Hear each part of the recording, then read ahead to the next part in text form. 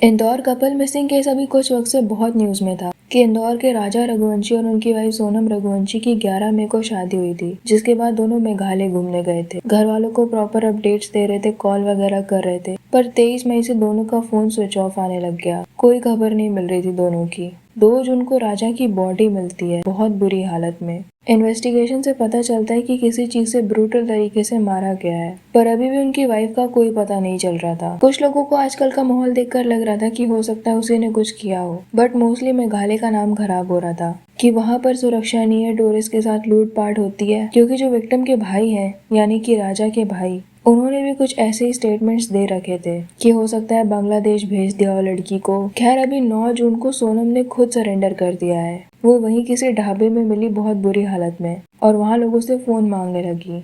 फिर अपने भाई को कॉल किया एंड फिर भाई ने पुलिस को कॉल कर दिया। तो अकॉर्डिंग टू सोर्स सोनम ने उन लोगों के अरेस्ट हो जाने के बाद सरेंडर किया है जिन्होंने राजा को मारा था, एंड उन लोगों को हायर भी इसी ने किया था। तो सोनम एंड राजा की अरेंज मैरिज हुई थी। जैसे दोनों फैमिलीज को एक दूसरे की डिटेल्स मिलती है एंड फिर बात होना शुरू हो जाती है, वैसा ही हुआ। तो राजा की फैमिली को सारी चीजें सही लगी, पर वो ये शादी आराम से 1 साल बाद करवाना चाहते थे। पर सोनम की फैमिली पता नहीं क्यों बड़ी जल्दी में थी, इसलिए इनकी शादी जल्दी करा दी गई। राजा की मॉम के अकॉर्डिंग सोनम काफी खुश थी, शॉपिंग वगैरह पर भी जाती थी। मतलब ऐसा लग नहीं रहा था कि उसे कोई प्रॉब्लम होगी इस शादी से, और वो ऐसा कुछ भी कर सकती है। फिर मेघालय जाने का प्लान भी उसी का था। राजा की फैमिली और वो खुद भी इस वक्त नहीं जाना चाह रहे थे वहाँ पर, मे भी कुछ वक्त बाद जाना चाह रहे हो। पर सोनम ने तुरंत ही टिकट्स बुक करा ली। अब टिकट बुक हो गई थी तो उनकी फैमिली ने बोला कि चले जाओ। तो रीजन ये निकल के आ रहा है कि सोनम के डैड की एक प्लाईवुड की फैक्ट्री है जहाँ पर राज कुशवाहा नाम का एक आदमी काम करता था, एंड इन दोनों का अफेयर चल रहा था। तो इसने और उसने 2 आदमियों को पैसे दिए थे राजा को मारने के। मेघालय के गाइड ने बताया कि उसने उन लोगों को देखा था। सोनम पीछे चल रही थी एंड राजा उन तीनों के साथ आगे। पर ये लोग हिंदी में बात कर रहे थे तो वो समझ नहीं पाया कि लोग बोल क्या रहे हैं। इसके अलावा सीसीटीवी फुटेज भी मिली इन दोनों की साथ में।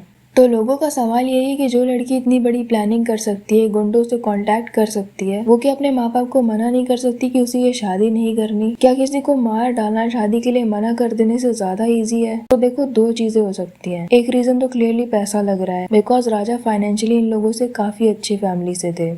तो हो सकता है अच्छा रिश्ता आया हो, उसने सोचा हो कि शादी कर लो, बाद में तो सब अपना ही हो जाएगा। दूसरा रीजन हो सकता है फैमिली इतनी स्ट्रिक्ट हो, समाज का डर एंड ऑल इतना हो कि उसकी शादी वहां ना होने दी गई हो जहाँ पर वो चाहती हो, इसलिए ये सब हुआ। किसी भी रीजन से किसी की जान ले लेना नॉर्मल इंसान के बस की बात नहीं है। कंप्लीट साइकोपैथ लोग ही कर सकते हैं ऐसा। जैसे वो मेरठ वाली थी, आराम से होली मना रही थी बॉडी ड्रम में भरने के बाद। नॉर्मल लोग एक्सीडेंट देखने के बाद कुछ टाइम तक खाना नहीं खाते। तो खुद से करवाना या करना और उसके बाद सोचना कि हम तो नॉर्मल जिएंगे, कुछ नहीं होगा, ये तो अलग ही लोग होते हैं। पुलिस अगर ना भी पकड़ पाए तो तुम ये चीज भूल कैसे पाओगे कि तुमने किसी इनोसेंट के साथ ऐसा कर दिया, जस्ट उसे पैसों के लिए यूज करके। अब कुछ लोग उसकी शादी का ये वीडियो पोस्ट कर रहे हैं कि वो खुश नहीं थी इस शादी से, और अब लोगों को ये चीजें सीरियसली लेनी चाहिए। ये पहले का टाइम नहीं जब बस शादी कर दो और निपटा दो। पहले के टाइम भी प्रॉब्लम्स होती थी, पर पहले के लोग एडजस्ट कर लेते थे। हमेशा से यही सिखाया जाता था कि सह लो बस, स्पेशली लड़कियां। पर अब शादी इतनी भी जरूरी नहीं समझनी चाहिए कि कर दो बस, जिसको करनी है उसको डिसाइड करने दो।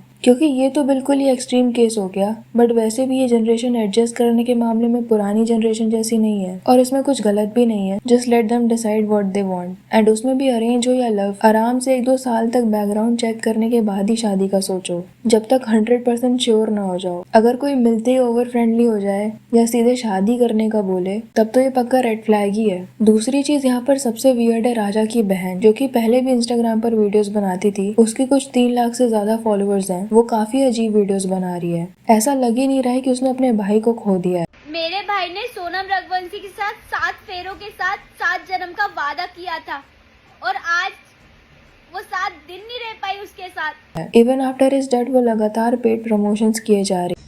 अरे भैया कहीं नहीं जा रही थी, मोबाइल से मोड पे मोबाइल की बम्पर ऑफर की सेल लगी है, बस वहीं जा रही। भाई 999 रुपए में कार दिलाने वाली हूँ, जिसका कमेंट सेक्शन वो ऑफ कर दे रही है, एडिट की हुई वीडियोस पोस्ट कर रही है। ऐसे वक्त पर वीडियो कौन एडिट करता है और उसके बैकग्राउंड में इमोशनल म्यूजिक कौन लगाता है? अपने वीडियोस में वो हैशटैग यूज कर रही है, ट्रेंडिंग रील्स वगैरह, जो कि रील्स को वायरल करने के लिए लगाए जाते हैं, और ऐसे कैप्शंस लिख रही है जिससे लग ही नहीं रहा है कि ये रियल अकाउंट है। उसकी आवाज में भी कोई पेन नहीं दिख रहा। ऐसा लग रहा है जैसे न्यूज रिपोर्टिंग कर रही हो, पर लोग उसे इस चीज के लिए कॉल आउट कर रहे हैं। जैसे किसी ने लिखा at this time how can someone shoot and post edited videos. अगर वो तुम्हारे भैया भाभी हैं तो तुम ब्रांड प्रमोशन कैसे कर पा रही हो? थोड़ी भी शर्म नहीं है? आजकल लोग व्यूज के लिए कुछ भी कर रहे हैं। Have some shame. Wife killed her husband and sister earning money, views, followers. Sister, I'm ashamed to say you are his sister. Instagram has dehumanized people. This generation is so attention seeking and problematic. इससे भी कहीं ज्यादा चीजें लिख रहे हैं लोग ताकि इसे थोड़ी सी शर्म आ जाए, बट स्टिल वो वीडियोस बनाए जा रही है जैसे इसमें कुछ भी प्रॉब्लमैटिक नहीं है। अच्छा, अब ऐसा कोई केस हो और मेन वर्सेस वुमेन ना हो, ऐसा कैसे हो सकता है? इतनी हॉरिफाइंग चीज हो गई, इस बारे में हर कोई साथ में स्टैंड ले बात करे, ये चीज कुछ लोगों से देखी ही नहीं जा सकती, तो वो ऐसी चीजें पोस्ट करते हैं कि जब स्त्री आजाद हुई तो पता चला कि इन्हें घरों में बंद करके क्यों रखा जाता था। और भी ऐसी कई पोस्ट है ब्लेमिंग ऑल वुमेन, जिससे वुमेन के अगेंस्ट तो कोई क्राइम ही नहीं हो रहे।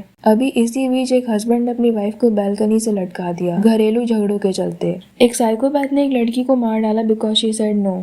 डाउरी ना देने के चलते घर से निकाल दिया। हस्बैंड को चीट करते हुए पकड़ लिया। फॉर्च्यूनर ना मिलने पर शादी ही कैंसिल कर दी। और टेप केसेस तो छोड़ ही दो, कितने ही हो जाते हैं दिन में। फिर भी कुछ अकाउंट्स हैं जो इस तरह की चीजें पोस्ट कर रहे हैं क्योंकि इससे इन्हें एंगेजमेंट मिलती है। जैसे ऐसा कुछ लिखा इन्होंने, अब लड़कियां इसके अगेंस्ट लिखेंगी, उनको फायदा होगा। नॉर्मल पोस्ट में अगर इनको 100 कमेंट्स मिलते हैं तो ऐसे मिसोजिनी या मिसएंड्री वाली पोस्ट में इनको 500 तो मिल ही जाते हैं। पर इससे नुकसान सोसाइटी को हो रहा है। ये बिना वजह के डिफरेंसेस क्रिएट हो रहे हैं जो अभी तो ऑनलाइन ही दिखते हैं, पर धीरे धीरे रियल लाइफ में भी दिखने लगेंगे। रियल लाइफ में भी लोग ऐसी बातें करने लगेंगे जस्ट बिकॉज ये कुछ केसेस ट्रेंड हो रहे हैं। भले ही तुम्हारे घर में, पड़ोस में, दोस्तों में, रिश्तेदारों में एक भी ऐसा केस ना हो, but still because of such post तुम्हारे अंदर हेट भर दी जाएगी। और इससे होगा क्या कि एक टाइम के बाद दोनों जेंडर एक दूसरे के लिए बोलना ही छोड़ देंगे, विच इज हॉरेबल।